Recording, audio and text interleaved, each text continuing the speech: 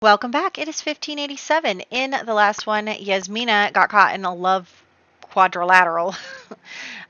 Luke is having relationship issues as well. Constance is making a new friend.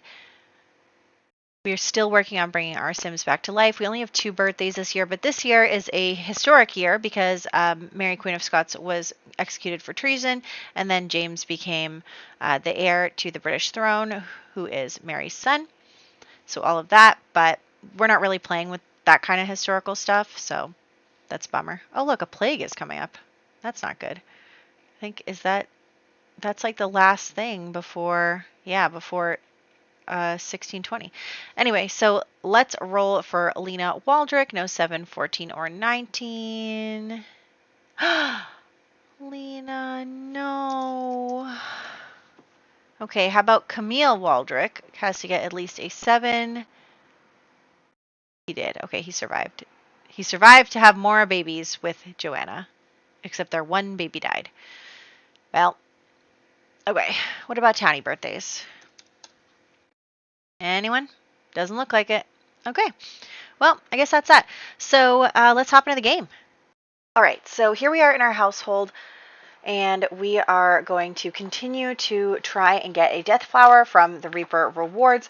I really thought that, and is it just me? Maybe I've forgotten. I thought that once you harvested a death flower, that the plant died, or is that only if it's only a death flower plant? I don't really know, but anyway, we're trying our best to do that, and then we're also going to graft another plant to get death flowers. I really thought that that was going to happen. I did not realize that apparently that's not true, that these will continue to give you death flowers, so I didn't actually need to make so many of them, but that's fine. So right here at the beginning, we're just continuing to work on that stuff. I'm thinking maybe in the next sim year or 2, we'll be able to make ambrosia, just because we also need the potion of youth. And then on top of that, we need to get her cooking levels up all the way. So because of that, we're dealing with a bit of time left. And then what I want to do first is have Yasmina go out and talk with Angelo. So she's talked with her friend about it. They've had a conversation. Even Lavina is here as backup, which is just so funny. So she needs to talk to Angelo, and they need to have a conversation.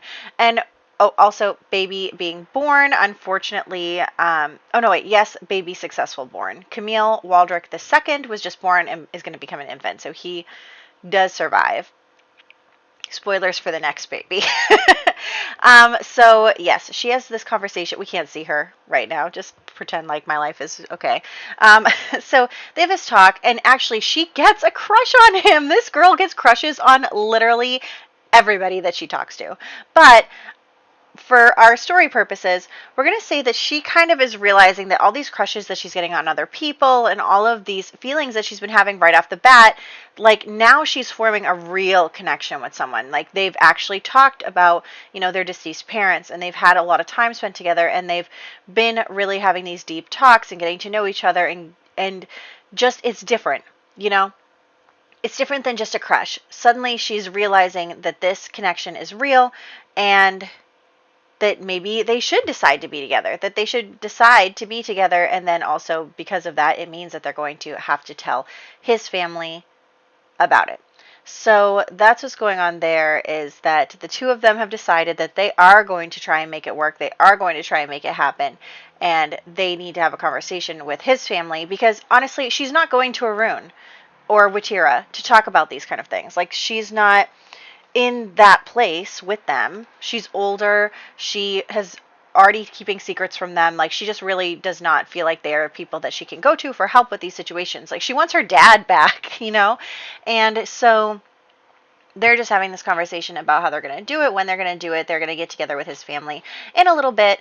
But they really do just need to decide together what the plan is. And you can see Lavina is there. She's going to share pictures with her, and I'm like, girl, stop leaving to go talk to your bestie. But Lavina is 100% rooting for them, and she is excited for them and hoping that for the best for them as well. So now we're going to head home after they had that talk. And then we're going to, again, continue to work on the cooking skills and all of that. And then we are actually going to have Luke sit down and have a conversation with Marie. So Luke and Marie kind of got in a little spat last time because Marie was feeling neglected, which she was being neglected, but like also she's a little young to be, they're not even married and she's already nagging him. I don't know. I think that perhaps my perception of this has been altered by the fact that I've been watching Dragon Ball, and she kind of reminds me of Chi Chi a little. So there is that. But they're having this conversation, and they both apologize to each other. So Marie apologizes for asking, for being difficult, and he apologizes for ignoring her. And actually, Luke has a crush on her. I didn't even realize he had a crush on her. So he actually really does like her, but she just is not getting what she needs from him, and he's still like, they're still young. They're just kids.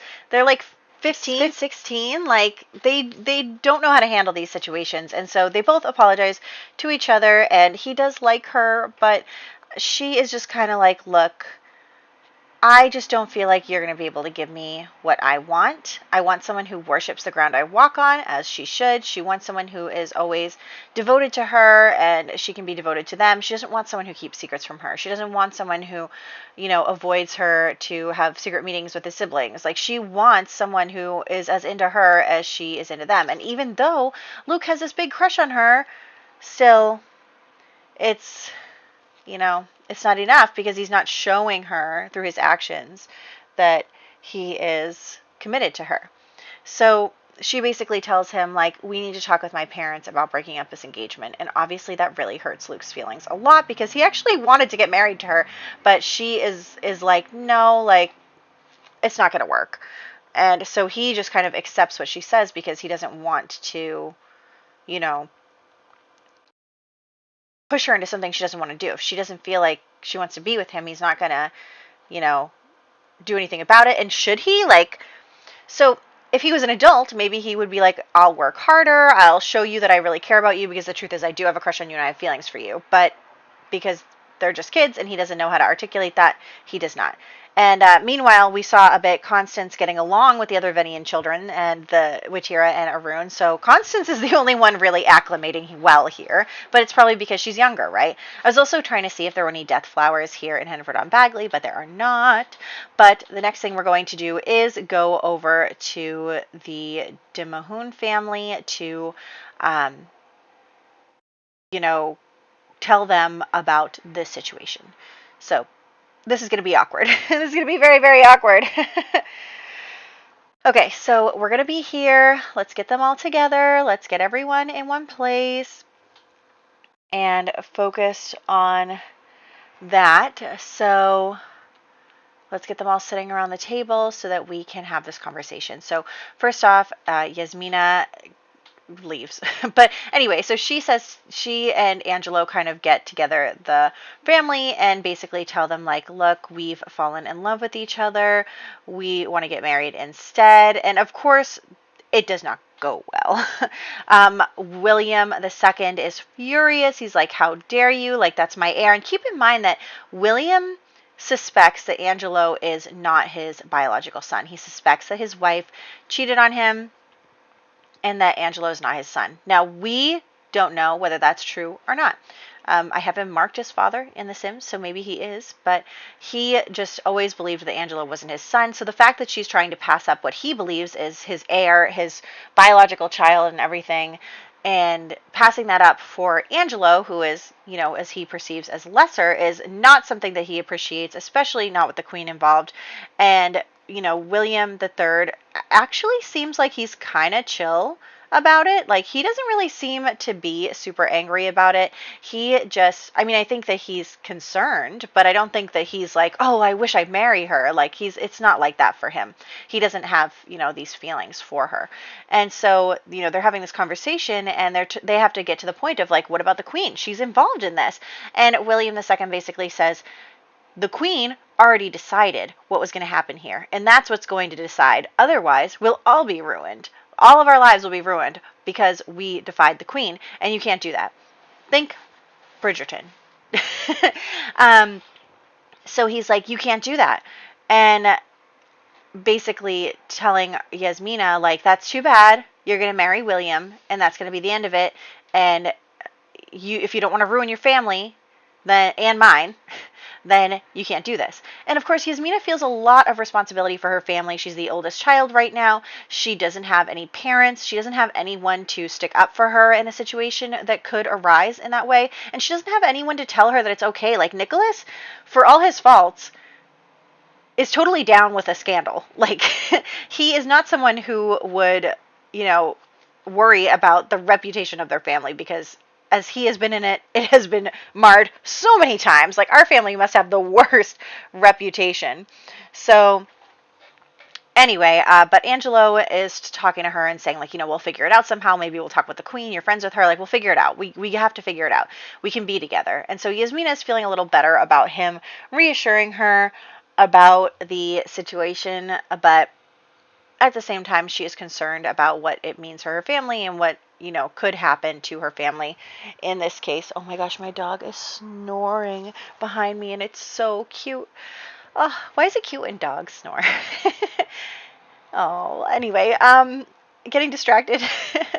But now we're going to come home and once again be working on our cooking and stuff. And then I realized, I don't know when I'm going to realize this, but we'll see in just a second. But we're going to have her working on that, and then, difficult family dynamics. So yeah, I realized that actually Watira and Arun do not have a good relationship right now. And I'm like, whoa, when did that happen? Like, neither of them gets jealous. So what was the problem? Like, what happened between the two of you that your stuff is so low? Like, and I'm not trying to say, like, they're our only couple in this game that have, like, this open relationship. They can do whatever they want. They do whatever they want with people together. It's like very open, and not necessarily open in the definition of open, but like not poly either. I don't know how to explain it, but they're the only ones that have this kind of relationship in the game. So I'm like, why are you two having problems? That was not part of my plan that you two were having problems, but I'm not making any comments about this type of relationship when I say that they're obviously having problems and they've been doing it behind my back. So they are having problems. And I think that we can say that the problems probably arose when they moved here to take care of these children. And I think that a few issues have come up in their dynamic of bringing on these new kids. Some of them don't want to acclimate. We can say that it was Arun's idea. He was the one who came to them in the first place. And that she feels like Arun just kind of pulled her and the kids along in this situation that she didn't initially want to be in. Like, yeah, she cares about the kids. Also, we got death flowers. But yeah, she cares about these kids. And she cares about Nicholas, but not that much. Like, not that much. But Arun does. Arun and Nicholas were very, very close and very, very romantic. Like, with Watira, it was just, woohooing. But with Arun, it was actually a relationship. And so Arun has been kind of the driving force on all of this. And I think that Watira is feeling like she's getting pulled around in a situation she didn't initially want to be in, but feels kind of hurt that Arun has made these decisions for their family. And not only that, but it kind of hurts her feelings that, like, Arun upended her life and the lives of their children for Nicholas and his children. So it's just kind of one of those things where it's like, she doesn't get jealous of Arun and Nicholas's relationship, but she is upset that she feels like Arun is not being fair in how he's treating both relationships. Meanwhile, we are going to call off the engagement. Marie is going to sit them all down, even though they do not want to stay in this room, and tell her parents that she does not any longer want to get married to Luke. And, she doesn't like that, their relationship. She wants something different. She wants better compatibility. She wants more devotion. And her parents are not happy about that, because first off, we came here partly because you two are in engagement. And so Watira is, of course, super angry, because she's like, are you serious? We did all this and our justification was your engagement. And now you want to call it off for, like, petty reasons? And I don't think that Arun and Watira really understand where Marie is coming from, because they have been devoted to each other and they have a lot of love in their lives, and they don't really understand why she is complaining about not getting enough from Luke when, she can always find it somewhere else. But they just don't understand. They're angry, and they kind of ask Luke his opinion, but he's just like, even though he wants to say, like, I actually am in love with her, I want to be with her, at the same time, he wants to support her. And so he basically tells them that he is going along with whatever Marie says. He trusts her, he trusts her feelings, and he, believes that if she thinks it's not right, it's not right. So Luke sides with Marie. And then you can see Arun and Watira continuing to argue about it because Watira is so upset that their lives have been uprooted, and then the engagement is going to fall through anyway. But Arun is like, well, I want my kids to be happy. I want my kids to be happy, and I don't want them to be in marriages that they don't feel comfortable in. And then also the ghosts were like starting to fade away, and I was like, wait, you can't fade away. You have to stay here because I need you. So anyway, we are towards the end of the year here a little bit. We're just having everyone hang out. Marie is still kind of hanging around, but she is going to talk to Yasmina a little bit. They are like, they're not, I wouldn't say they're good friends, but they're okay. Like, they're fine. And I think that she does feel like she wants like a buddy. She doesn't really have a lot of friends, and Yasmina does. Yasmina's super outgoing, and everybody likes her and everything. But where it comes to Marie, she's a little more isolated, and she kind of spends more time within the family. And so she's realizing that if she's not going to be spending that time with Luke, she might want to try and make other friends. But anyway, so birthdays this year, we did just kill off Lena Waldrick, who did pass away. Camille Waldrick II, like we saw before, became an infant, survived, but unfortunately the third baby here, well, what timing, the third baby is actually not surviving. So that is unfortunate. They have so many baby tries, and yet they only have 2 living babies. They've had like 6 pregnancies. They only have 2 living babies. Like, that is just wild to me. I guess it happens, right? We've had that happen before. I forget who it was with, but I remember it was one of our female Sims, and she had like so many kids, and like not one of them survived. But yes, we have death flowers now. We have angelfish. We're doing really well. We're probably actually going to complete ambrosia before the Reaper rewards ask us to. So, we'll see where we go with that. But anyway, we are going to continue on here and just have her keep trying to get those skills up. And then, yeah, we didn't have a lot of birthdays this year. And I think next year, what is going on next year? Let's find out. Next year, Miles Hobard, Camille Waldrick, Richard Hobard, Gilbert Whitehead. Yeah, no one in our main household here, although Constance will be aging up in 2 years. So that'll be exciting. Oh, and then Yasmina. Oh my gosh. And then Luke after, well, a year after that. Hugh the next year. Anyway, so I'm not going to read you out the spreadsheet. But yes, so that will be just about that for this whole section. But I hope you guys enjoyed this part. We are still looking forward to what is going on with the ambrosia, what is going to happen with Yasmina's relationship, what's going to happen with Luke's relationship. Like, he just lost his betrothed. And where is Luke going? So I did give Luke the archaeology aspiration. So is he going to, go off and try to learn that stuff? Like, what's going on with him? So we are going to follow up with all those questions in the next one.